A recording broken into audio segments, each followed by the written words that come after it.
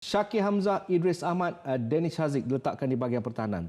Tanpa ada kelibat Kenny Palrash, Asri Ghani, itu sudah cukup menceritakan bahawa sesuatu tanda soal besar di situ. Pada jaringan pertama yang dihasilkan, mereka bertahan dengan cukup baik.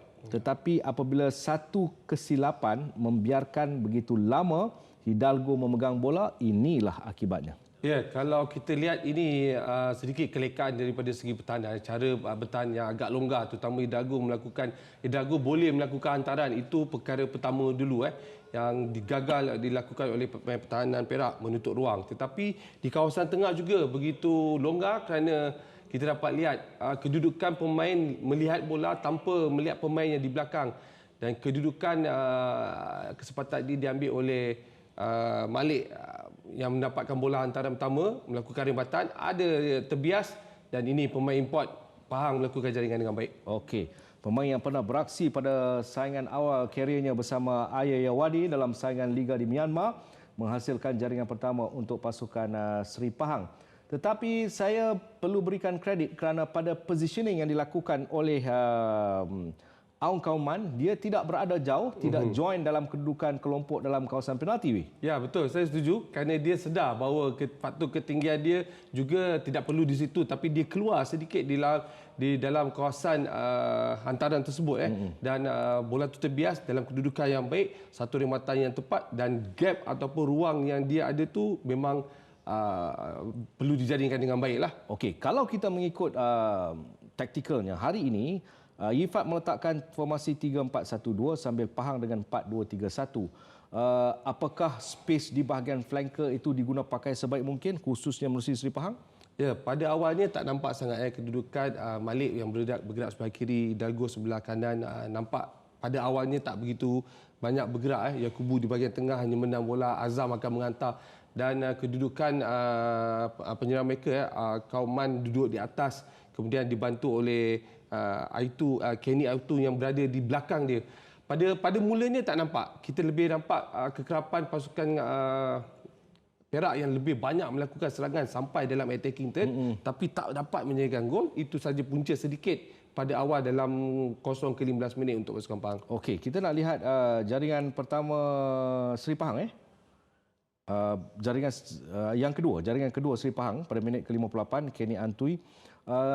Sekali lagi Hidalgo ni menjadi masalah besar kepada pertahanan pasukan Perak. Bukan saja pertahanan Perak, malahan ia satu signal awal untuk lain-lain pasukan kerana kebebasan yang hantar Malik Ma'arif, hari ini juga Azam Aziz bermain baik.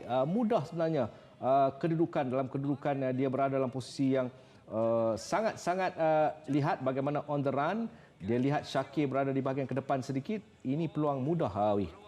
Kalau kita lihat 4-5 pemain Pahang berada dalam D-box atau melakukan attacking. 3 pertahanan Perak yang saya anggap satu kelemahan ketara ketika ini, yang mereka bertahan dengan kurang player di dalam D-box ataupun di kawasan pertahanan. Tapi ini dilakukan oleh Ma'arif, cut back di belakang ataupun menghantar kepada Kenny Aitu. Tidak bola itu laju, tetapi dalam kawalan Kenny, kalau awak sebut tadi kehadiran Hidalgo masuk dalam attacking third, sebenarnya dia bukan banyak larian ataupun bawa bola, tetapi hantaran dia, passing dia punya vision tu yang lebih nampak kepada pemain lain yang membuat gerakan, dia pasti membuat hantaran.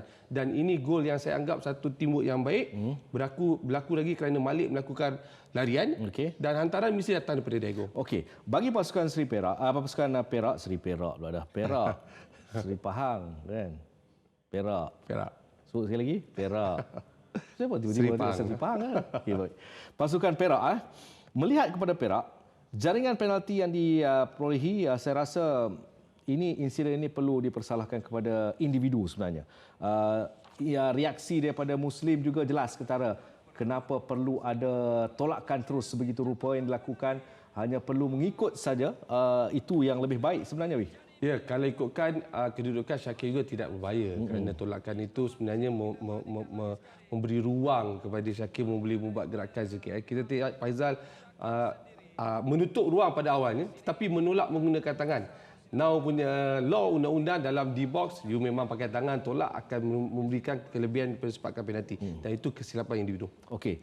Ditambah dengan kekurangan pemain penyerang di bahagian depan untuk pasukan Perak, Saya rasa mudah untuk frontline di bahagian depan untuk pasukan Seri Pahang melakukan sesuatu.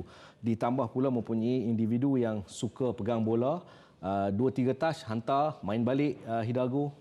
Okey, itu ketara untuk pasukan Pahang daripada melakukan gerakan sampai dalam D box. Hidalgo dia menjadi punca kalau pergerakan sebelah kanan tu pergerakan tak banyak nak buat larian bola tapi ada sesekali tapi yang mahal itu is dia punya vision passing tu yang ketepatan sebab orang kaki kiri ni saya anggap satu kelebihan kerana ketepatan menghantar.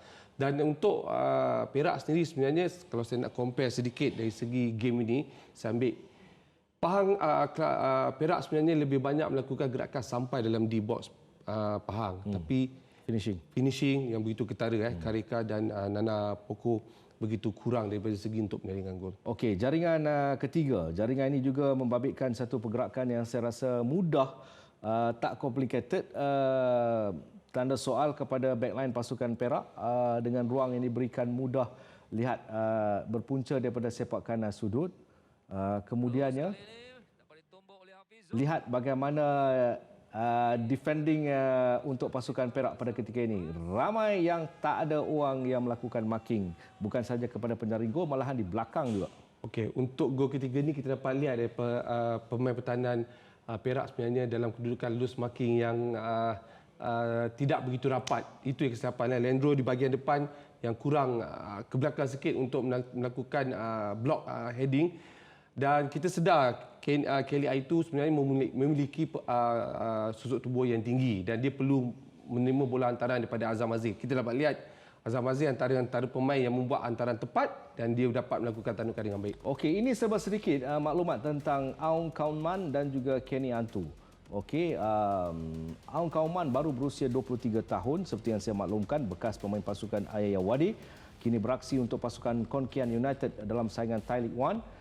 Dari Myanmar, lihat bagaimana keberkesanan ataupun faktor usia juga boleh mainkan peranan. 23 tahun, Kauman fighter.